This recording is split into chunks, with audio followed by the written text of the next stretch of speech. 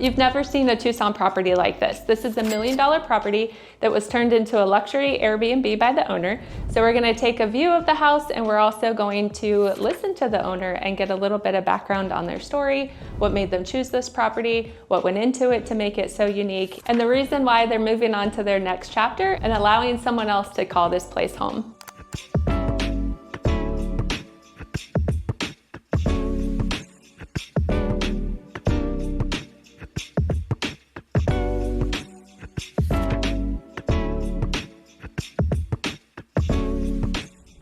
My name is Tori Simpson. What made us buy this particular home? It's really interesting because we bought the place sight unseen, but when we were looking, the home really spoke to us just with the layout and the views, and where it was located in town was really great because the schools in this area are good, and we knew this is where we wanted the kids to go. And we just really kind of fell in love with the space that it offered and just the look of the home. We liked its character and its age. My name's Josh Simpson. I think one of the big points of interest for me was that it definitely had a nostalgic feel to it. The footprints of history were here. You know, the house was built in '65. We've done a front to back, bottom to top remodel on it now, but when we came in, it was the old General Electric stoves. I always say they were literally bringing casseroles out of this thing when we were putting men on the moon. So it definitely had a history piece to it that was super cool to me. Very unique structure and bones. Yeah, the views from here, tucked in here to Mount Lemmon and Bear Canyon, Sabino Canyon, won me over. Within a few mile radius, we're kind of the highest viewpoint there. So that resonated big time. Yeah, it was pretty impactful.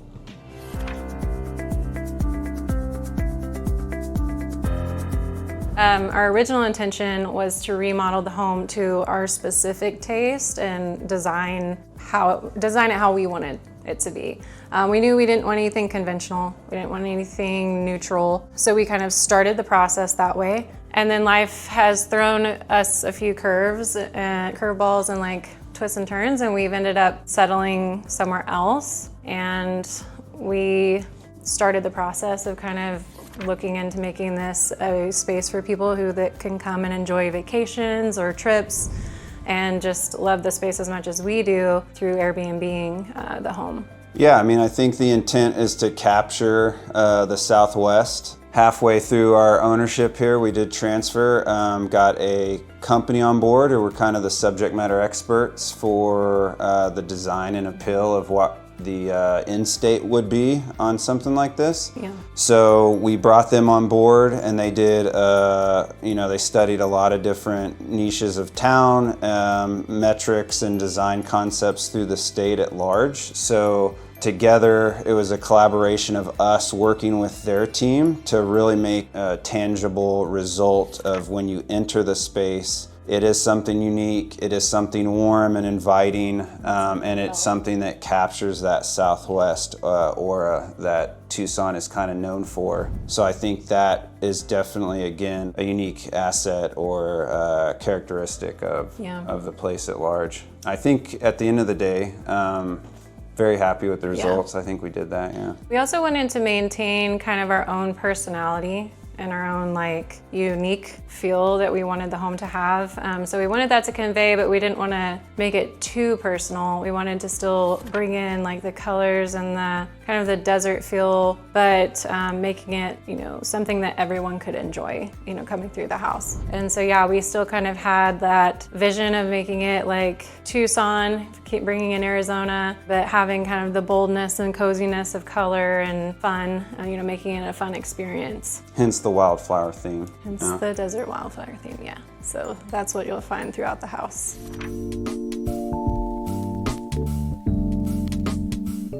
Well, yeah, I think the experience, if you're coming from out of the greater Southwest, would be the unique weather here. I want the house to be able to provide like a central location for what's around us. Just location again. We've got the Saguaro National Parks right near us. We've got Mount Lemmon just to the north. Catalina foothills. So this really acts as a good, just kind of central headquarters for all the excursions, exposure to a lot of different activities. The house itself is built for amenities to kind of have a down or zero day if you're here visiting. So there's game room, photo booth in the house, there's a cocktail lounge area. One unique aspect that grabbed me was the rooftop patio, which we have, the stargazing around here is great.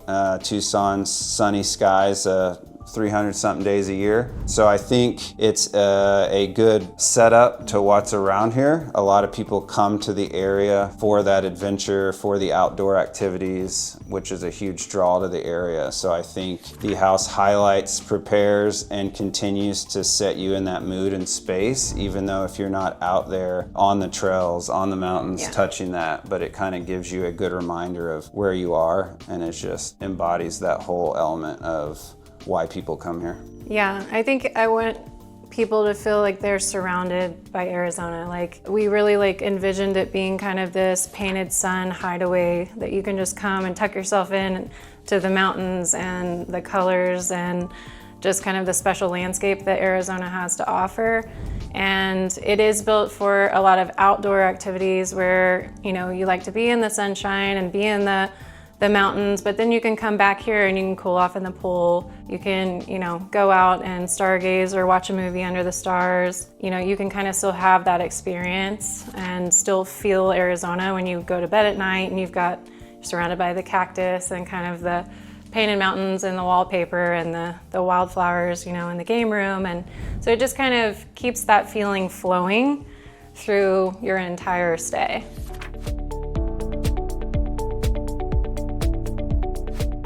Yeah, so the purpose for each room was we really wanted to optimize the functionality. So we didn't want there just to be kind of this ambiguous feel. We wanted you to feel like you could walk into a room and you had a specific purpose for it. So, the coffee sitting area, the nice, cozy, fun dining area. Then you have your family room where you can watch TV. We have, the game room. We have kind of a cocktail room as well. So every room has a uniqueness to it, but it also flows well with the other rooms. But we wanted to kind of make sure that each space was optimized. Yeah, I think the whole property at large is functional. Every room has a distinct purpose. We have the outdoor movie theater. It's not just to include the interior of the house, but the outdoor movie theater with turf. Each bedroom has its own different hint of the Southwest feel. But a uniqueness. Yeah, uniqueness. Each room's unique.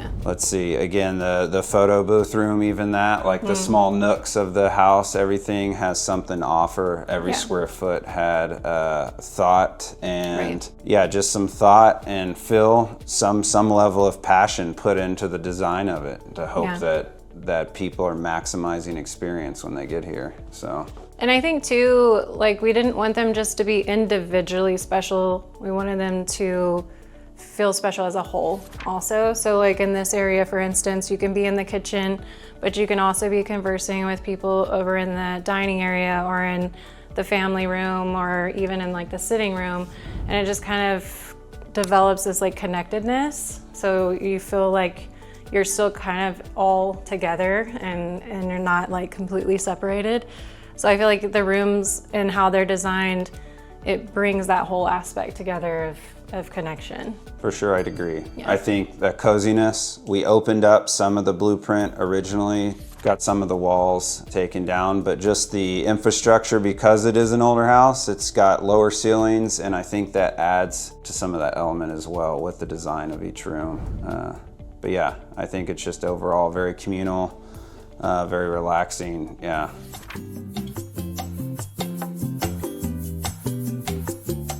When we were designing it as an Airbnb, we decided to brand it and to give it a name, so we named it Painted Sun Hideaway. And it's really just indicative of the location. So when you turn off on the main road, you kind of have this little bit of a drive down the driveway. It's kind of tucked onto its own little specific hill at the base of the mountains, and you kind of feel like you're off a little bit in your own little space. And it's a very kind of private setting, so the backyard is very private. Even when you're in the entertainment spaces, you don't feel like you're on top of other people, even though it's in a neighborhood, you know, with the acre lot and stuff. You just kind of feel like you're in your own little zone, and you can really enjoy that space. And then the sunsets and sunrises here, you can actually see the sunrise from the master bedroom, and then it sets over in the pool area. And so you kind of have this full sun experience all day long. And we really thought that was super special, and just kind of how the sun paints the mountains different throughout the entire day. Like the sunrise gives it, the sky and the mountains, this beautiful hue, but then at sunset it has this completely different feel, and you can just kind of experience that. And it's just a really special feeling. So we thought Painted Sun Hideaway kind of gave it that uniqueness and kind of that, I guess, a name to the experience. Oh, yeah.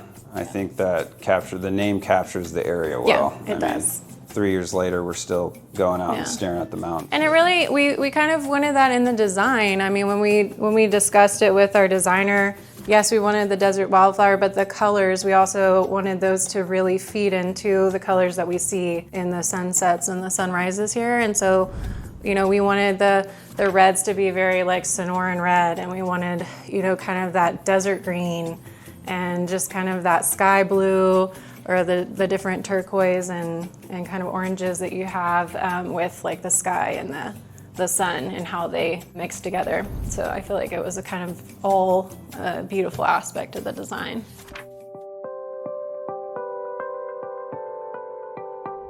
Yeah, it's bittersweet passing it on to someone else. Sorry, it's kind of emotional. It's really been a labor of love, for sure. We're excited to kind of see its next chapter and what we've built it as. But yeah, it's sad to let it go too. Yeah, a lot of blood, sweat, and tears in here for sure. But yeah, I mean, it's been a special home. So it's, like we said, it really wasn't our choice initially to sell, and it makes the most sense. But we just really would love to like see it like passed on, you know, in a special way. So yeah. Be in an Airbnb, and then down the road, you know, it still kind of being ours, but that's life. So the product's still great. It's still going to be, you know, I feel like there's purpose in everything. So like there's a reason that we're passing it on, and we feel like, you know, we've given new life to the home, and that there's going to be someone who comes in and just really optimizes that and brings, whether that's through Airbnb and like letting other people enjoy it, or whether that's like a family who comes in and sees our vision and really loves the vision and they want to make it theirs. Well, these homes deserve, like, they have so much history and so much beauty and when they were created and just in their, like, their story. And I love this saying because I feel like it's something I've kept with me, but that, you know, the home for a time, like, is yours, but it goes on, like, even when we're gone.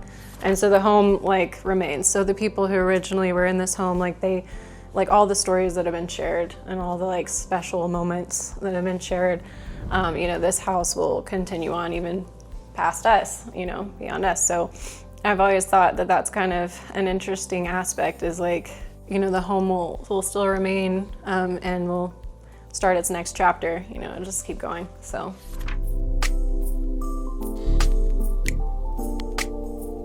Yeah, for us, you know, over the last few years, kind of our career path has changed, and it's led us to, you know, somewhere very far away from here. So it's definitely different kind of like atmosphere and different kind of style of living for us, but it's where we felt led to go and kind of just the way our careers and lives are leading us. And it's the, you know, journey that we're being led down, and it kind of blindsided us a little bit.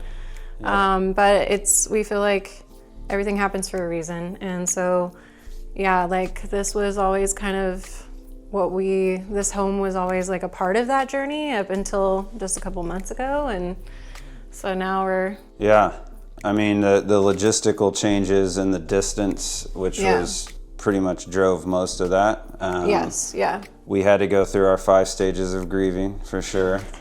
And we're just now at a place, obviously, we're here doing it now, so we have to let go. But I think it is the right decision at the end of the day. Yeah, and moving into a new chapter. I mean, we both, you know, where we're at in Hawaii, it's where we feel led and where we have connection and where we feel we belong now. And so even though that does mean kind of releasing this home and our place here, like it still does feel right to us. And so we're just gonna follow that path and just believe like the next home that we come into will, you know, there's a purpose there and we'll make it what it's supposed to be. We ultimately are looking to be farmers. I know that's kind of a strange segue. But yeah, we have a vision of owning our own small like fruit farm. You know, I'm very into holistics and, you know, holistic medicine and that kind of natural living, sustainable living. Like it's always been a dream of ours. And being where we're at in Hawaii, that dream can come to reality.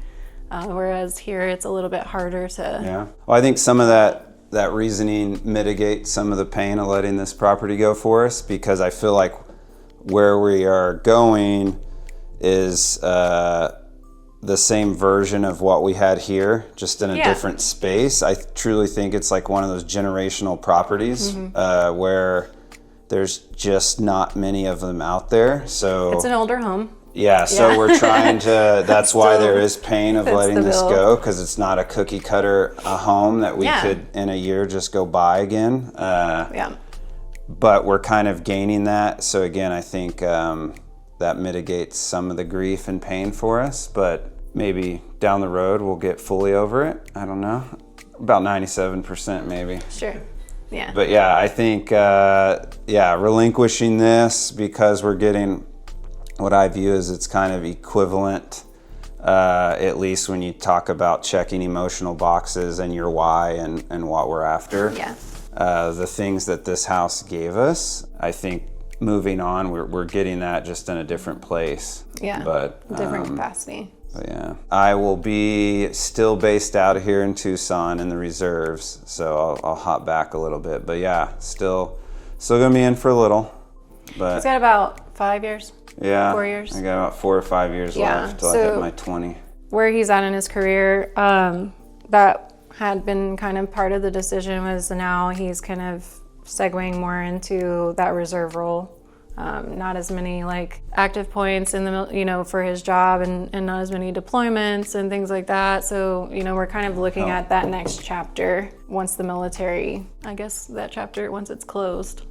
Yeah. Kind of looking at what our plans are. And so this is kind of the beginning of that, is just now that chapter is starting to come to an end, you know, what we see our lives looking like and finishing raising our kids and like where we want to be. And that ultimately led us to Hawaii. So it's been the last year and a half just kind of deciding if that was where we were meant to be, and we felt a lot of peace. And so we're ready to like move forward completely and make it our home. Yeah. That was really one of the biggest reasons it was hard, was just having to release some of the other things that were special to us. Yeah. And so, yeah. It's kind of, you can't always have it all.